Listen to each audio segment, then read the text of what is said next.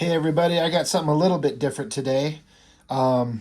This book is like brand new, and I have not even opened it once for myself to look at. This will be the first time I look at this book ever, and it's a brand new book. This is issue 7. I think it's the last in the MARC Silvestri Batman the Joker Deadly Duo. I gotta be honest, I was super excited for this series. And my local comic shop has kind of ruined it for me because they kept missing getting issues into my hold. Like, they never got me issue 1, and then I had to make a fight with them to get me issue 2, and then they skipped issue 3, and then I got like 4, and then they skipped 5, and then I think I got 6, and now I got 6. So I've got like 3 issues missing, and it's really aggravating because I really wanted to like read this in its entirety and enjoy it, but I'm missing big chunks of it. And they're like, sorry, we're out. We can't get any more and we can't order them and whatever. I've never had that kind of problem with the comic shop not getting the issues in the hold that I wanted. And I just actually stopped at the comic store today.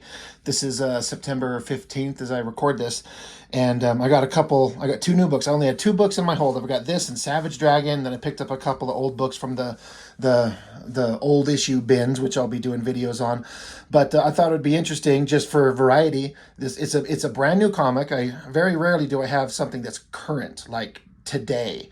And I have not looked inside this at all. I have no idea what's inside here. All I know that's going to make it awesome is MARC Silvestri's drawing it.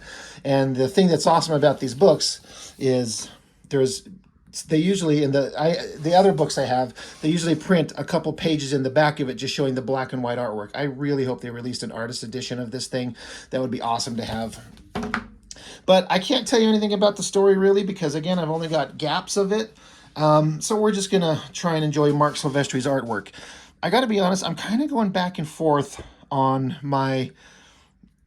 do I like the kind of art style that Silvestri's doing here? It's a very sketchy, scratchy, like he's inking himself, but he's almost inking it like he's just sketching it with pencil. I don't know if that makes any sense.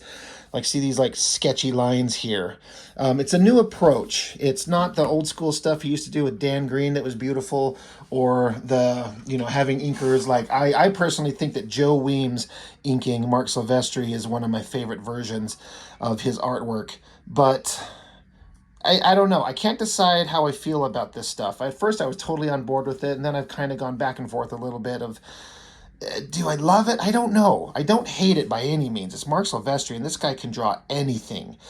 But sometimes I think these artists, Silvestri is a good example, when they're kind of asked to draw normal everyday stuff, that's when their best artwork comes out, rather than the big cool shot of Batman pummeling the Joker. Sure, that looks awesome and unique in the way that Silvestri can do, but so many artists draw the same goddamn thing. Show me like the mundane person, the everyday people, and then have a story where they have to talk and interact, and they're in a city or driving in cars, and that type of stuff just shows the level of artistic ability that someone has. Drawing the big, crazy, cool superhero shit, in a way, is kind of easy. So this cover's fine. It's dynamic as hell, but and yeah, Silvestri, he can draw anything, but sometimes it's not the big, awesome superhero shit that kind of catches my eye. It's the more random stuff, the smaller things, the more innocuous things. I'm going to mention the credits page because I've looked at a couple comics recently that had some really shitty credits pages, and this is interesting enough. It's very simple, like story and art, and then a name. Like the job and the name of the person doing it. So it reads pretty well. And again, if you know the story, I don't really. Batman and Joker had to team up for some reason to look into something. And I don't know the story because I missed several issues, but you know that it's going to end with these two clashing, right? So couldn't tell you what happened, but they're going to clash. Silvestri drawing Harley Quinn's always going to be awesome. Oh, I was going to say, is that the back cover? But no, it's almost the back cover. But, Silvestri will give you awesome, big, superheroic proportions. And I've talked about this often, the way he draws, like, debris and rubble, the shadows and the shading and the forms of all that type of stuff. There's just something about it that I just love so much. It's an odd thing to like about an artist's work. I don't know if the Joker's got some kind of superpowers or something, because there's no world where Batman should take on just a human Joker in a physical confrontation and not take him down in an instant. So, yeah, I don't know what's going on. They're going to beat the shit out of each other, kicking each other. I think that's supposed to be Jim Gordon, and so Harley's got the gun trained on. Like, I like this drawing. Like, again, I like everything in here, but the drawings that stand out, like that drawing of Harley, like her arm holding that gun on his head.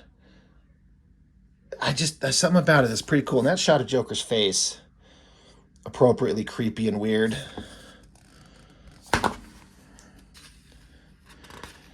Let's see.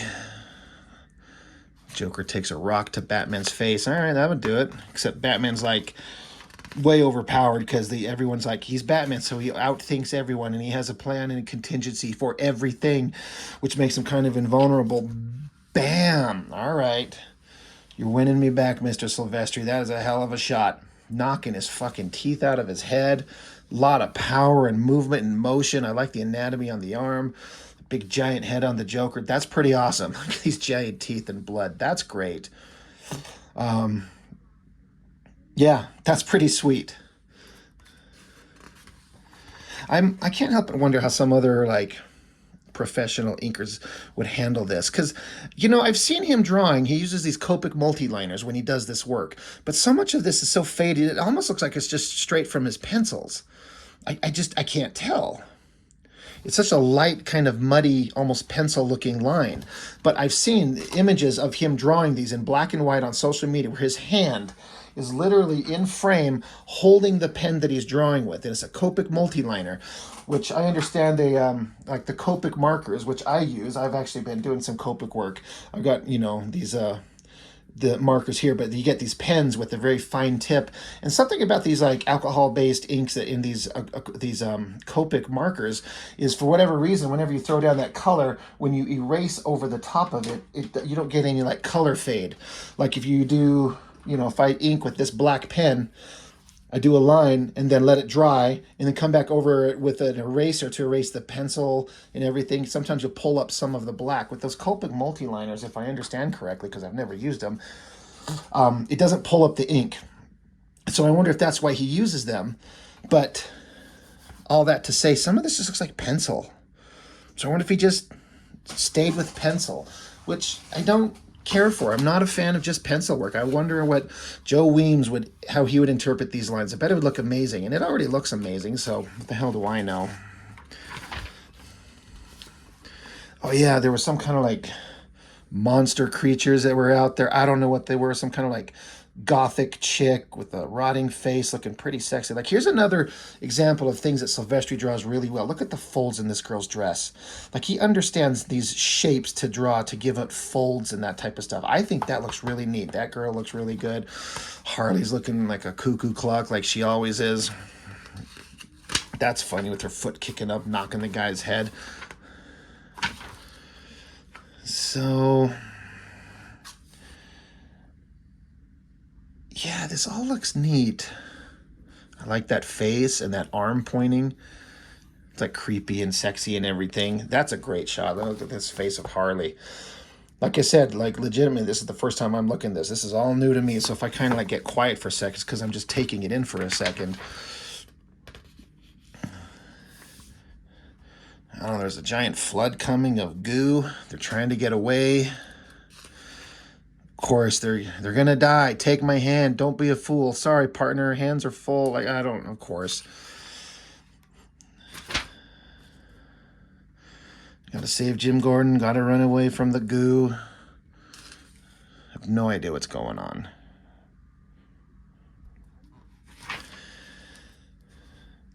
That's an awesome shot. I like the coloring in there. Silvestri always will do an interesting Batmobile.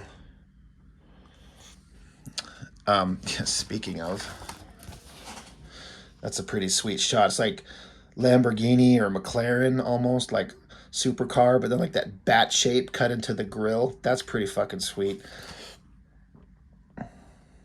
Kind of cool. It's kind of an angular Batman face. It's not my favorite version of it, but it's pretty good.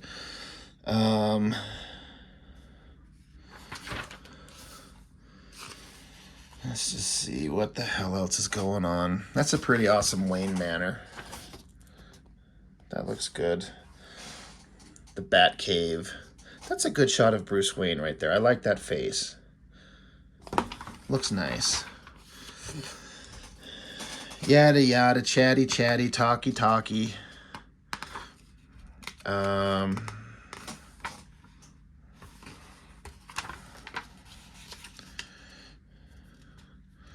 What, Joker and Harley are going to get married or something? I feel like I've seen that face. I've probably seen it on social media. That's a pretty awesome face right there. I wish I could read the story in its entirety and understand what's going on and appreciate it. I'm just going to have to wait for a collection or something like that. It's kind of frustrating. I know I'm just repeating myself. Here's an example of what I was talking about. I mean, I know all the superhero stuff is the awesome thing, but just having him draw like a normal human guy. Like, there's so many artists that can't do this. Or draw like just a regular scene of people in proper perspective in different clothes. That looks really cool. That's a pretty sweet shot of the Joker. I like that. She's on a motorcycle. That's pretty cool.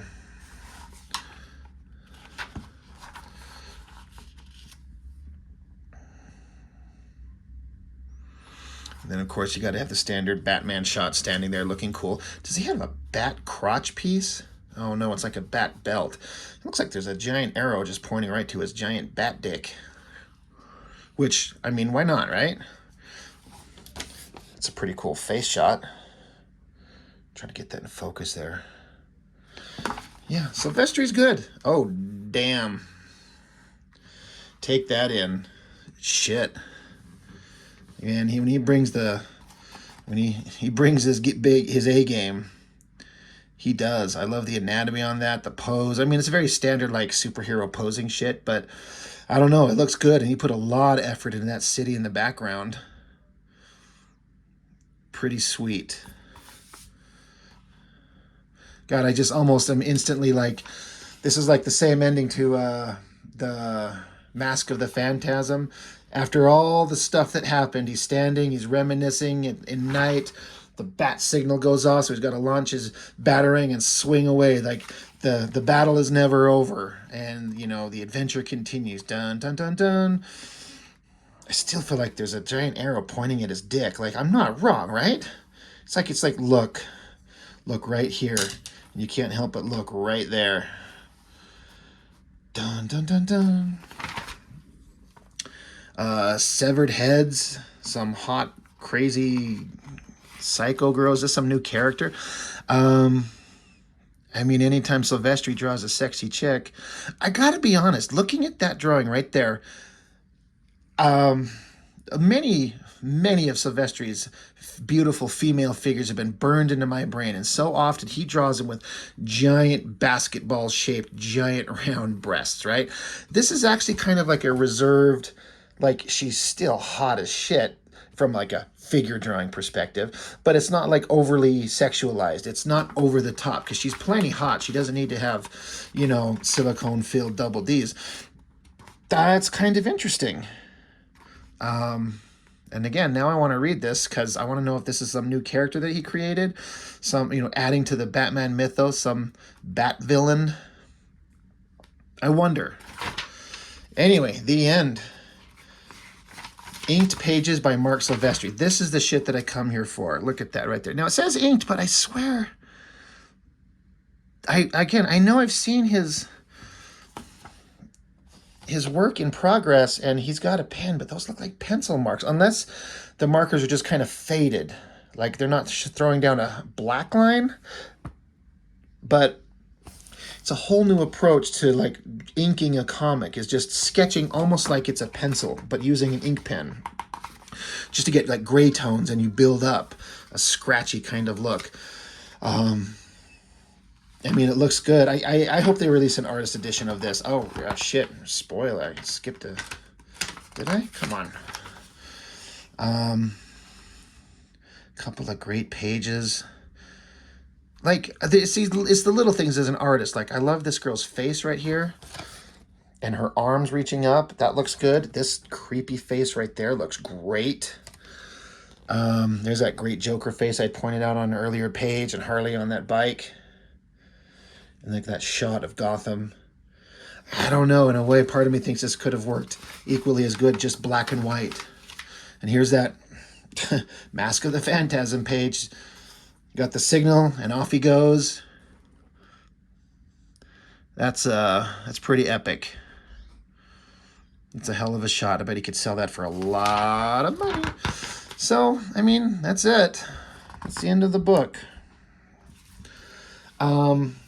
Unfortunately, I'm super underwhelmed because I didn't get to see it all, and I really, really like Marc Silvestri's artwork. It's amazing, but I can't decide if I like this style that he's doing. It's okay. It's certainly amazing, but I'm kind of just on a personal level, kind of wishy-washy on it. Like, I know I'm crazy for even suggesting this, but there's part of me that just looks at. I'm gonna find one. Bear with me for a second. I'm trying to find this specific page. Like, I've done this before, but this is old school Marc Silvestri. Right there. And right there. Thicker kind of shapes and solid blacks. Something about this is a little bit more appealing to me visually. I can't tell you why. But you can see a vast difference in the drawing style from what he's doing here. Like, to me, because I've followed his work for so long, I can see it's the same guy. And this is him inking himself, and this is Dan Green doing his inks and putting his vibe all over it. It's very different, and they're both good, but something about this just works better from an artistic level. I don't know. Can't explain it.